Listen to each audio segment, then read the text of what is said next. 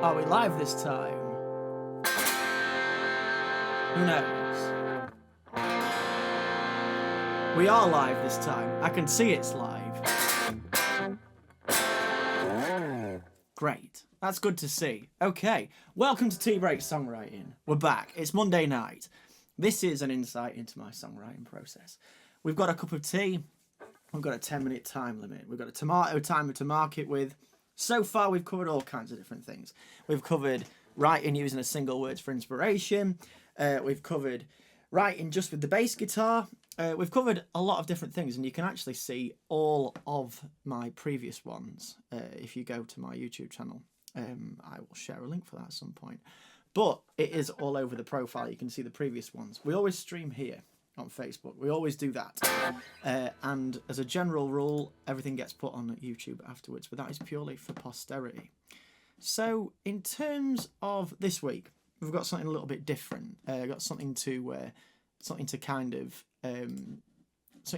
work on, which is a songwriting technique that I guess it's not going to be about the lyrics this week. It's just going to be about the music and how we can maybe come up with something interesting from this technique. And I guess the technical name for it is an ostinato. That's what it's called that we're going to use, which is like a repeating pattern of notes.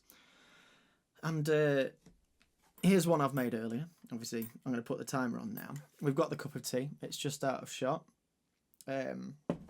We've also got just out of shot the Oscar Piastri hat. Victorious yesterday at the Grand Prix. Great win for Oscar. Well deserved. And also a great race for Lando Norris as well. So a good day all round. 10 minutes. It's going. In fact, it's over 10 minutes. You've seen that. Got even more. But this is an unreliable timer. Okay, so let's have a look.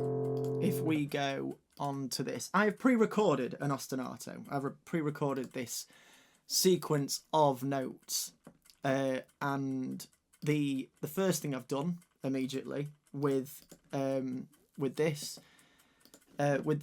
notes is I've actually just picked something really random. So hopefully if I start playing it now. Okay, so I'll play that again. It is that. So it's something like, and that's kind of where we are at. Now, with this,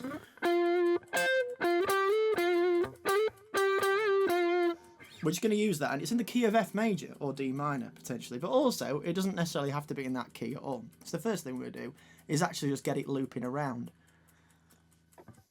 I'm going to do that with the very handy loop function that we've got in front of us. Also, for some reason, I cannot see any of the comments, so sorry about that. I can't see any of them today. But I will have a look at them afterwards. Okay, cool. So here's where we're at. Let's look. So let's loop it round. Where are we? There we go. Okay, so.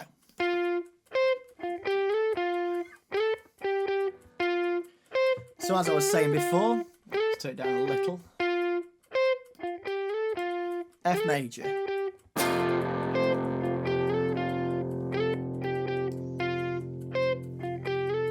So we could just kind of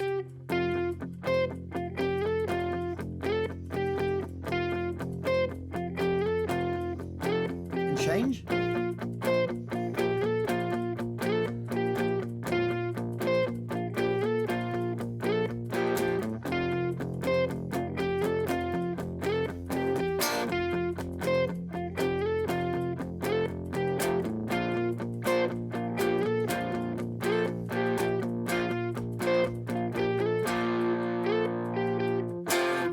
Could be a nice sort of verse section maybe, but also I mentioned it's also in D minor technically because F major and D minor share all the same notes. It's a relative key, so starting D minor.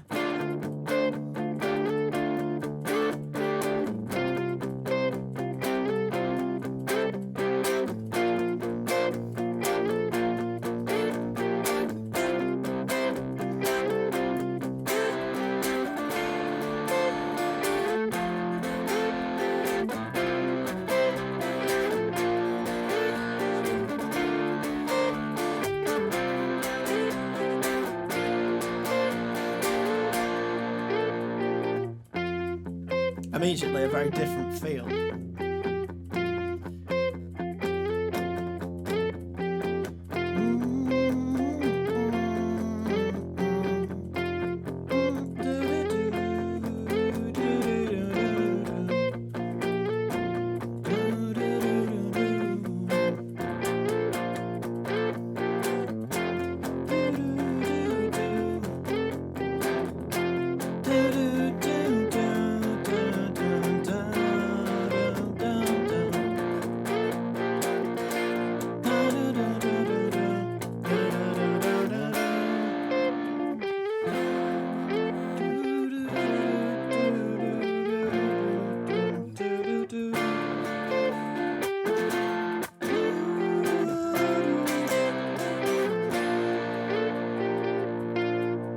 So immediately, straight away, really easy tool for building it. So how many notes is that?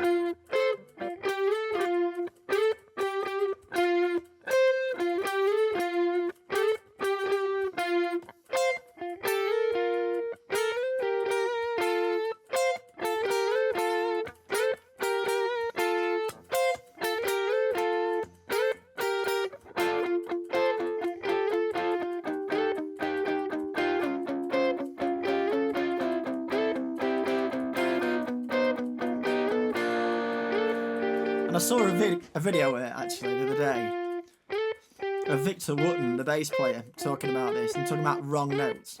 So far, I've tried to play a lot of the right notes, but watch what happens when you play some of the wrong ones. So.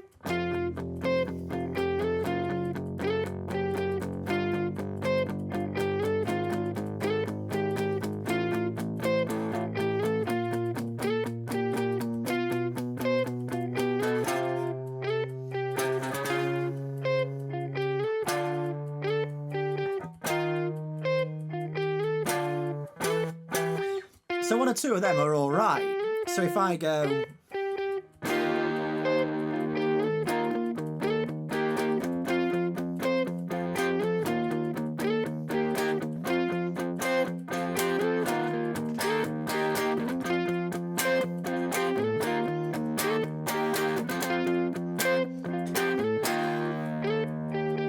So straight away, a lot of different things you can do with the same repeating pattern of notes.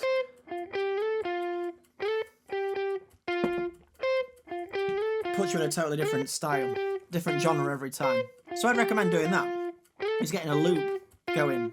Could be a drum loop, could be a bass loop. You could do the opposite. You could have...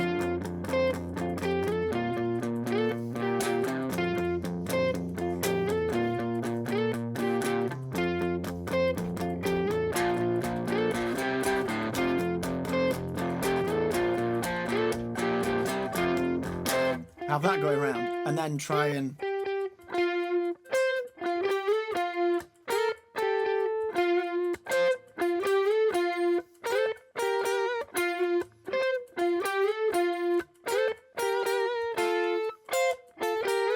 keep going back to the Thin Lizzy-esque, anything in thirds in harmony. Okay, so another way you could take it is quite literally follow that as much as you could. So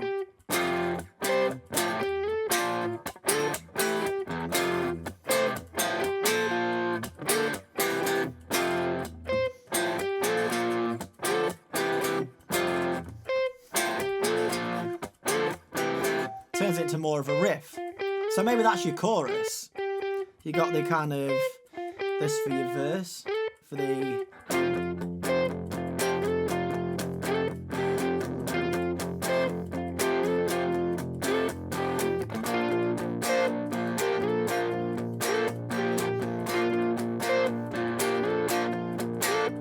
bridge.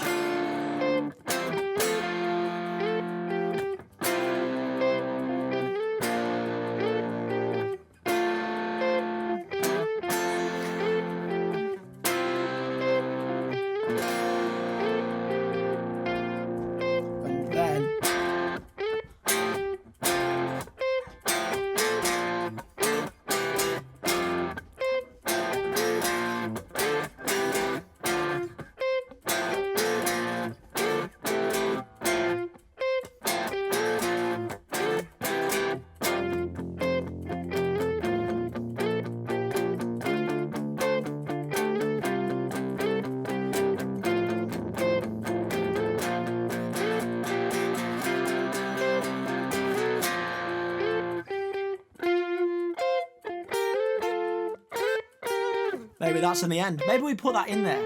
I don't know. I'm not entirely sure. But it could work in that context. I feel like F major's a great key for this kind of stuff.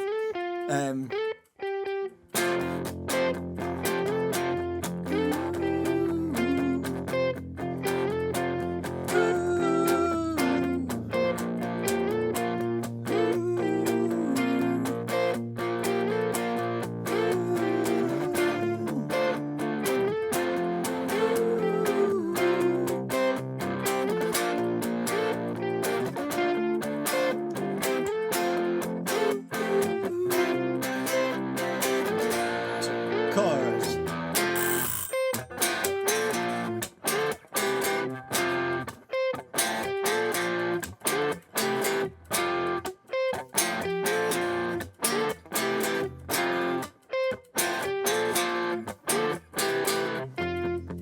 And there we go.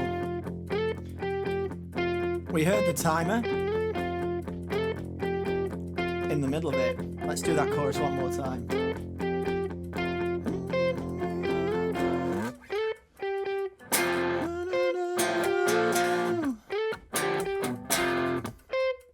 So hard. I'm trying to think of a melody for it at the same time. I know we've run out of time, but let's give it a go.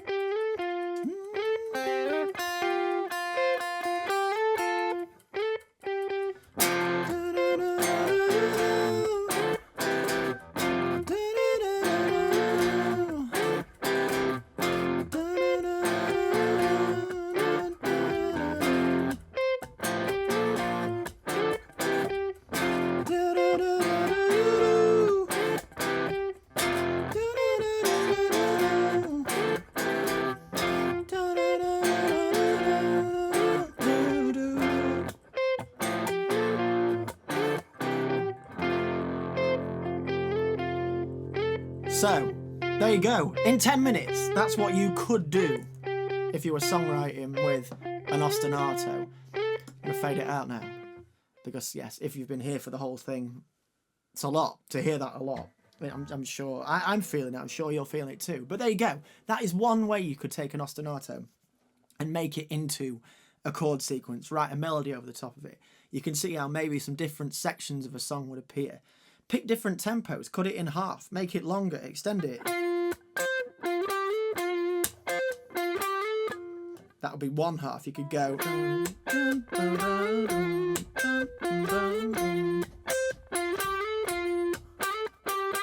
Put it in there. Change the feel of it, make it simpler.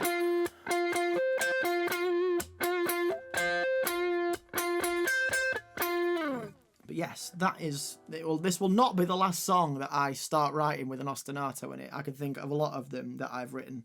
There was one of the first ones I wrote with the Local Heroes was. And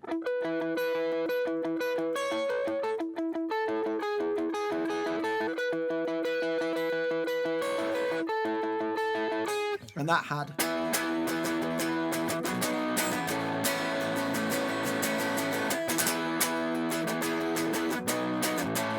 Underneath it. So again, all based on the same idea, this repeating pattern and then changing the chords underneath it. But yes, thank you for tuning in. As I said, the comments haven't really come up on my screen for some reason. But if you have tuned in, thank you for coming along. And go and check out the other ones. They're on my YouTube channel. But they're also here on this Facebook feed too. Go and check them out and see sort of my songwriting process unfolding, a bit of a glimpse into how I do this. And we're doing this regularly now. This is a regular thing, and I'll be back very soon to do another Tea Break songwriting. So thank you for joining me, if you have, and I will see you very soon.